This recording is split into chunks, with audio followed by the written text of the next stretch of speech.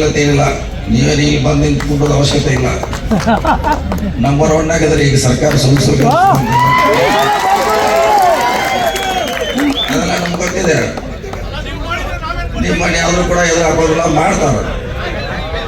ಖಂಡಿತವಾಗಿ ನೀವು ಬಂದಿದ್ರೆ ನಿಮ್ಮ ಪ್ರೀತಿ ತೋರಿಸಿದ್ರಿ, ಆಕ್ರೋಶ ತೋರಿಸಿದ್ರಿ. ಕಳೆದ 30 ವರ್ಷಗಳಿಂದ ದೀರ್ಘವಾದಂಥ ಹೋರಾಟ ಇದು. ಹಿಂದೆ ಸಮಸ್ಯೆ ಆಗಿರೋದು ಕಾಲಮಿತಿ ಅಷ್ಟೇ. ಇವತ್ತಾಗ್ತಾ 1 ತಿಂಗಳು ಬಿಟ್ಟಾಯ್ತಾ 2 ತಿಂಗಳು 3 ಅಷ್ಟೇ ಸಮಸ್ಯೆ ಇರಲಿ. ಮಾಡಲಿಕ್ಕೆ ನಮ್ಮ ಸರ್ಕಾರ ಈಗಾಗಲೇ ಒಪ್ಪಿಗೆಯನ್ನು ಕೊಟ್ಟಿದೆ.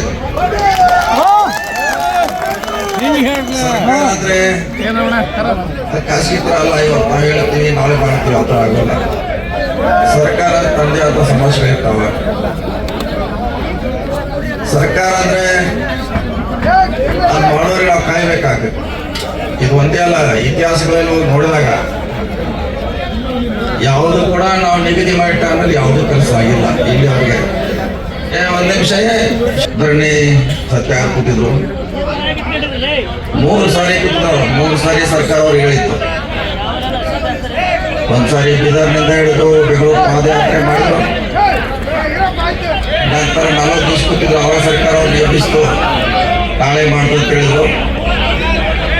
ನಂತರ ಸುಮಾರು 200 ದಿವಸವರೆಗೆ ಅವರು ದೀರ್ಘ ಸತ್ಯಾಗ್ರಹ ಮಾಡಿದ ನಂತರ ಅನಿವಾರ್ಯವಾಗಿ ಸರ್ಕಾರ ಮಾಡಿತು. ಈಗ ನಿಮ್ಮ ಮನೆ ಬಾಗಿಲಿಗೆ ಬಂದಿದೆ.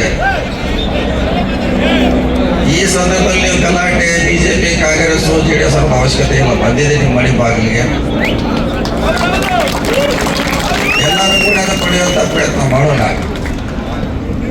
ಬಿಜೆಪಿ ಆಗಿದ್ದಾಗ ಅವರೇನು ಸತ್ಯರ್ಚನ, ನಾವಿದ್ದಾಗ ನಾವು ಸತ್ಯರ್ಚನ ಏನು ಮಾಡಿಲ್ಲ.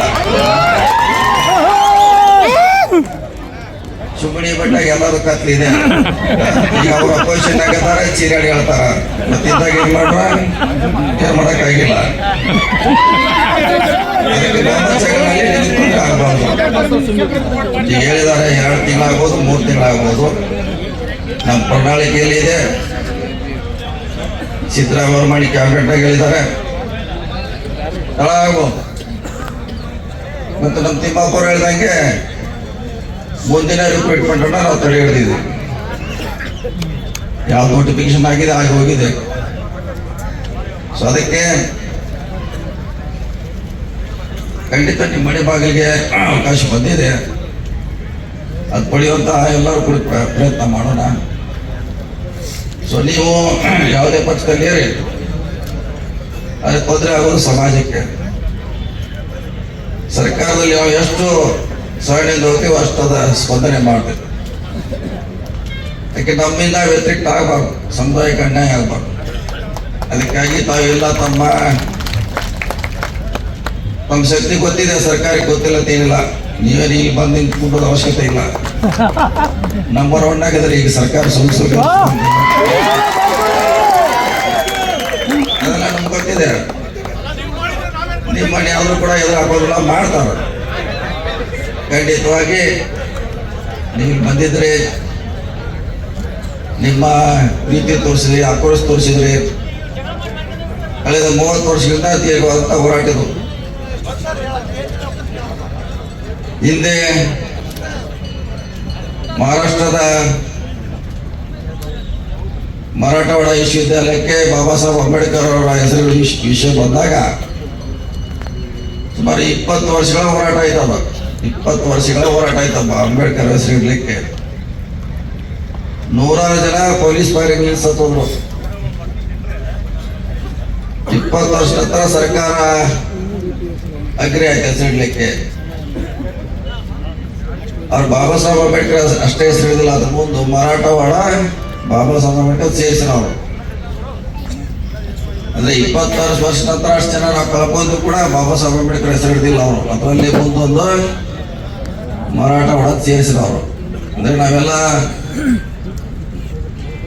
ಶೋಷಣೆಗೆ ಒಳಗಾಗಿದ್ದು 4000 ವರ್ಷದಿಂದ. ಇವತ್ತಾಗ್ತಲ್ಲ 70 ವರ್ಷದಲ್ಲಿ ಕಾಂಗ್ರೆಸ್ ಬಿಜೆಪಿಯಲ್ಲಿ 4000 ವರ್ಷಗಳಿಂದ ಶೋಷಣೆಗೊಳಗಾಗಿದ್ದೀವಿ. ಬಹಳಷ್ಟು ಜಾತಿ ಧರ್ಮದ ಹೆಸರಲ್ಲಿ ಶೋಷಣೆಗೊಳಗಾಗಿದ್ದೀವಿ. ಅನೇಕ ಶೋಷಣೆ ದಾಟಿ ಈಗ ಬಾಬಾ ಸಾಹೇಬ್ ಅಂಬೇಡ್ಕರ್ ಸಂವಿಧಾನದಿಂದ ಸ್ವಲ್ಪ ಬೆಳಕನ್ನು ನೋಡ್ತಾ ಇದ್ದೀವಿ ನಾವು. ಅದಕ್ಕಾಗಿ 70 ವರ್ಷ ಸಹಿಸ್ಕೊಂಡಿದ್ದೀವಿ. ಇನ್ನೊಂದು ಸ್ವಲ್ಪ ಸಹಿಸ್ಕೊಳ್ಳಿಕ್ಕೆ ನಾವು ಅಂತ ತಾಳ್ಮೆ ಇರಬೇಕಾಗ್ತದೆ ನಮ್ಮ ಕಡೆ. ಖಂಡಿತವಾಗಿ ನಮ್ಮ ಸರ್ಕಾರ ಕೊಡ್ತೀವಿ ಅಂತ ಈಗಾಗಲೇ ಭರವಸೆ ಕೊಟ್ಟಿದೆ. ಬೇರೆ ಭಾಗದ ಏನು ನಾವು ಚಿತ್ರದುರ್ಗ ಸಮಾವೇಶದಲ್ಲಿ ಹೇಳಿದ್ದೀವಿ, ಅದೇ ಪ್ರಣಾಳಿಕೆಯಲ್ಲಿ ಬಂತು. ಮತ್ತು ಇದನ್ನ ರಾಹುಲ್ ಗಾಂಧಿ ಅವರು ಕೂಡ ನ್ಯಾಷನಲ್ ಲೆವೆಲಲ್ಲಿ ಇಂಪ್ಲಿಮೆಂಟ್ ಮಾಡಿ ಕೂಡ ಅವರು ಕೂಡ ಆಸಕ್ತಿಯನ್ನು ಹೇಳಿದ್ದಾರೆ. ಮುನಿಯಪ್ಪ ಅವರು ಸಾಕಷ್ಟು ಸರಿ ಹೋಗಿ ಸುಮಾರು ಜಗಳ ಮಾಡಿ ಬಂದವರು ಡೆಲ್ಲಿಗೆ ಹೋಗಿ. ಅವರು ಸೋನಿಯಾ ಗಾಂಧಿ, ರಾಹುಲ್ ಗಾಂಧಿ ಅವರಂದ್ರು ನಮ್ದು ನ್ಯಾಷನಲ್ ಪಾರ್ಟಿ ಇದೆ, ಕರ್ನಾಟಕದಲ್ಲಿ ಒಂದೇ ಅಲ್ಲ ನಮ್ಮ ನ್ಯಾಷನಲ್ ಪಾರ್ಟಿ ಇದೆ, ಎಲ್ಲಾನು ಅವತ್ತು ಮಾಡಬೇಕಾಗ್ತದೆ, ಮಾಡ್ತೀವಿ, ಸ್ವಲ್ಪ ಸಮಯ ಅದು ಕೂಡ ಅವ್ರು ಕೊಟ್ಟು ಕಳಿಸಿದ ನಮ್ಮ ಬಿಟ್ಟು ಚರ್ಚೆ ಮಾಡಿದ್ದಾರೆ. ಅದಕ್ಕೆ ದಯವಿಟ್ಟು ತಮ್ಮ ಮಾದಿಗೆ ಸಂದರ್ಭ ವಿನಂತಿ, ಸ್ವಲ್ಪ ಇನ್ನೂ ಕಾಲಾವಕಾಶ ಕೊಟ್ಟರೆ ನಮ್ಮ ನಾರಾಯಣ ಸ್ವಾಮಿ ಅವರು ಈಗಾಗಲೇ ಹೇಳಿದ್ದಾರೆ. ಸೊ ನಿಮ್ಮ ಜೊತೆ ಎಲ್ಲರೂ ಇದ್ದೀವಿ, ನಾವು ಇದ್ದೀವಿ, BJP ಅವರದಾರ, JDS ಅವರೆಲ್ಲರೂ ಕೂಡ ಇದ್ದೀವಿ, ಅದಕ್ಕೆ ಪ್ರಶ್ನೆ ಇಲ್ಲ. ಸೊ ಮಾಡುವಂಥ ಕಾಲ ಸನ್ನಿಹಿತವಾಗಿದೆ. ಇದನ್ನ ಹೊಳೆಯುವಂತ ನಾವು ಪ್ರಯತ್ನ ಮಾಡೋಣ. ಅದಕ್ಕಾಗಿ ನಾವೆಲ್ಲ ಮಂತ್ರಿಗಳು ಕೂಡ ಬಂದಿದ್ದೀವಿ, ವಿರೋಧ ಪಕ್ಷದವರು ಇದ್ದಾರೆ, ಪೂಜ್ಯ ಸ್ವಾಮೀಜಿಗಳು ಕೂಡ ಇದ್ದಾರೆ. ಸೊ ಸ್ವಲ್ಪ ಕಾಲಾವಕಾಶ ಕೊಡಿ, ಖಂಡಿತವಾಗಿ ನಮ್ಮ ಸರ್ಕಾರ ನಿಮ್ಮ ಪರವಾಗಿ ಅಂತ ಹೇಳಿ ನನ್ನ ಮಾತು ಮುಗಿಸ್ತೇನೆ. ನಮಸ್ಕಾರ.